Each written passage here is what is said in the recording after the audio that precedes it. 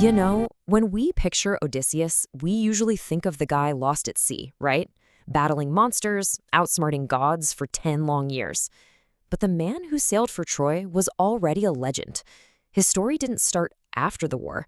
It began way before, with a really strange and powerful inheritance that forged him into one of the most complex heroes ever. So who was this guy?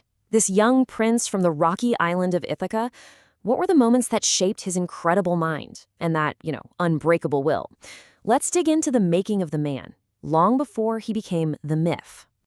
To really get Odysseus, you have to start with his bloodline, because this guy was a man of two worlds, born from two totally different families. One side was all noble kings, and the other, master thieves. And this conflict is baked right into his DNA.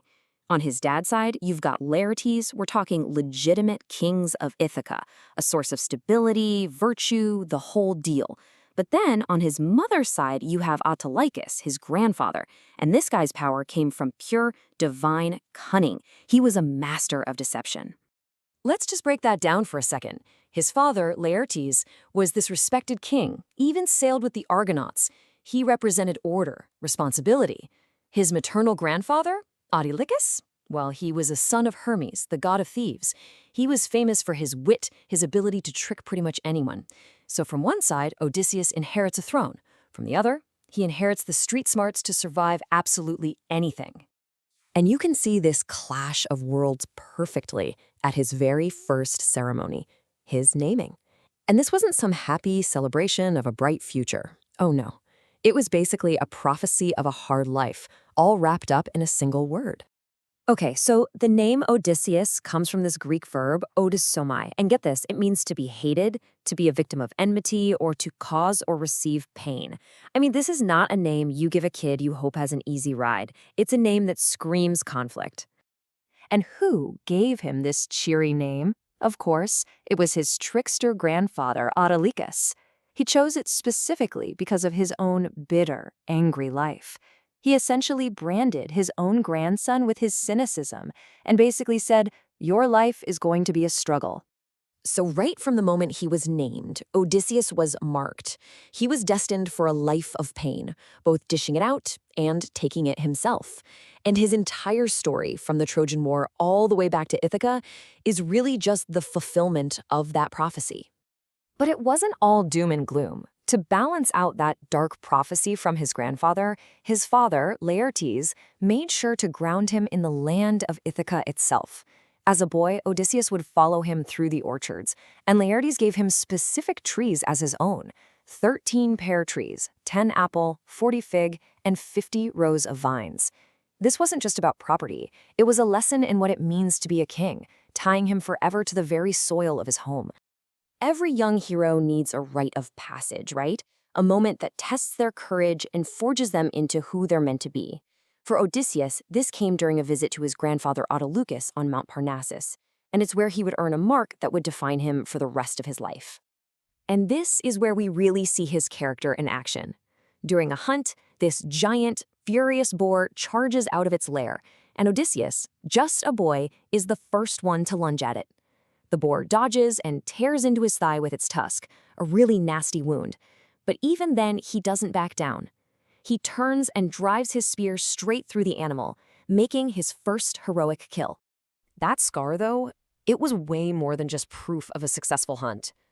In ancient Greek, it was a sema, a physical sign that reveals a hidden truth. It became this permanent token of his courage and his identity. In fact, it's the very mark that would prove who he was to his old nurse when he finally returned home 20 years later. But Odysseus wasn't just some tough hunter. He was also a top-tier athlete and a brilliant strategist. And he used this unique mix of brain and brawn to win the hand of one of the most famous women in all of mythology. Get this, to marry the clever Penelope, he had to beat her father, who was a Spartan champion runner, in a foot race. This wasn't just about love. It was a huge display of physical dominance that proved his worth. He didn't just inherit his queen, he earned her. So let's just take stock for a second. Before he ever sets foot on a boat for Troy, you can see the hero he's already become. He was a champion athlete, a skilled diplomat who managed to get the legendary bow of Eurystheus on a mission, and a political genius who could solve problems no one else could even touch. And that brings us to the final piece of the puzzle, his mastery of Metis. It's this awesome Greek idea of cunning intelligence, of strategic trickery. The Trojan War is what made him famous for it, but believe me, he had been perfecting this art for a long, long time. And here is his first political masterpiece. All the Greek kings were about to go to war over who would marry the beautiful Helen. Odysseus steps in with a genius solution. He makes them all swear an oath to defend whoever she picks. This simple, brilliant move stopped a civil war, and ironically, it created the very alliance that would drag them all to Troy later on. But when that very oath called him to war, Odysseus really didn't want to go. He had a wife, a newborn son, Telemachus, so to get out of it, he came up with one of his most famous and just bizarre tricks. I mean, can you just picture this scene? To prove he was insane, he hooks up two completely different animals, an ox and a donkey, to his plow, and then he starts sowing his fields with salt, which would totally ruin the land. It was a pretty convincing act of a man who'd completely lost it. But he got outsmarted. The guy sent to recruit him, Metis, wasn't buying it, so he came up with a test of his own. He walked over and placed Odysseus' infant son directly in the path of that plow. He knew that no father, sane or not, would ever harm his own child.